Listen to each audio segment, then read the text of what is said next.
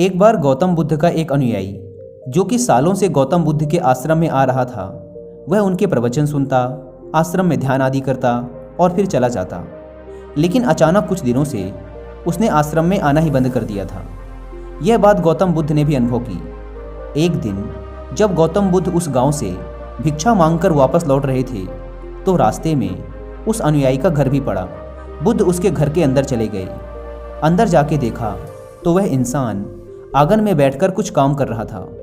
बुद्ध को देखते ही वह जल्दी से हाथ जोड़कर उनके सामने खड़ा हो गया। उसने बुद्ध को पीने के लिए शीतल जल दिया और बैठने के लिए आंगन के चबूतरे पर एक चटाई बिछाई। बुद्ध चटाई पर आराम से बैठ गए।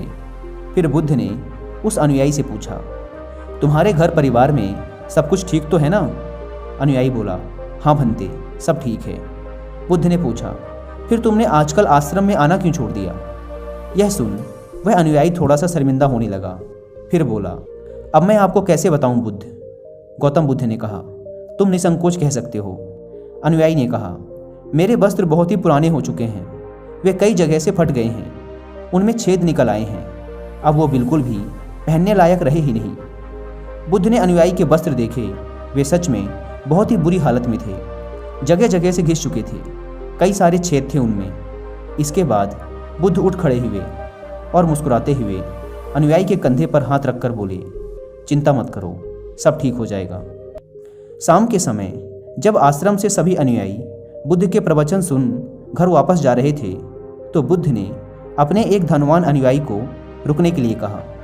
जब सब चले गए तो बुद्ध ने अकेले में उस धनवान अनुयायी से अपने उस गरीब अनुयायी को 2 जोड़ी वस्त्र देने को कहा। धनवान अनुयायी उस गरीब अनुयायी के घर वस्त्र भिजवा देने का वचन देकर वहां से चला जाता है। अगले दिन सुबह वह अमीर अनुयायी उस गरीब अनुयायी के परिवार के हर एक सदस्य के लिए 2-2 जोड़ी कपड़े एक पोटली में बंधवा कर अपने नौकर के हाथ भिजवा देता है, जिसे देखकर उस गरीब अनुयायी का पूरा परिवार बहुत ही खुश होता है। अगले दिन जब वह गरीब अनुयायी दोबारा से बुद्ध के आश्रम उनके प्रवचन सुनने आता है तो अंत में जाते समय बुद्ध उस अनुयायी को रोककर उससे पूछते हैं, क्या अब तुम अपने नए वस्त्रों में आराम से हो? तुम्हें और कुछ तो नहीं चाहिए? अनुयायी ने कहा, पहले तो आपका बहुत बहुत आभार भंते, मैं इन कपड़ों में बिल्कुल आराम से हूँ और मुझे अब और कुछ नहीं चाहिए। बुद्ध ने आगे पूछा, अब जबकि तुम्हें नए वस्त्र प्राप्त हो चुके हैं तो तुमने अपने पुराने वस्त्रों का क्या किया? अनुयायी ने कहा, हमारा परिवार अब से उन्हें बिस्तर में बिछाने और ओढ़ने के काम मिलेगा, अब हम उन्हें ओढ़नी की तरह उपयोग में लेंगे। बुद्ध ने कहा, फिर तुमने अपनी पुरानी ओढ़नी का क्या किया? अनुयायी ने कहा, बुद्ध, मैंने उसे अपने घर की खिड़कियों में पर्दे की तरह लगा दिया है। बुद्ध ने कहा, तो क्या तुमने अपने पुराने पर्दे फेंक दिए?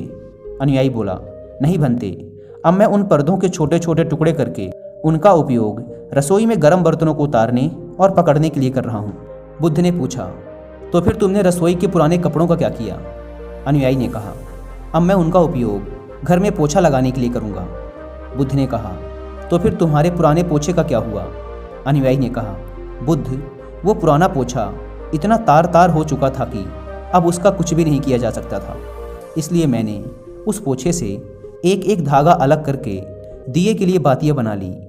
उन्हीं में से कुछ बातियाँ मैंने आश्रम में दान कर दी हैं, जो अब आज रात से आपके कक्ष में प्रकाशित होंगी। यह सुन बुद्ध अनुयायी से संतुष्ट हो गए। वे इस बात से बहुत खुश थे कि उनका शिष्य वस्तुओं को बर्बाद नहीं करता, बल्कि उनका सही से उपयोग करना जानता है।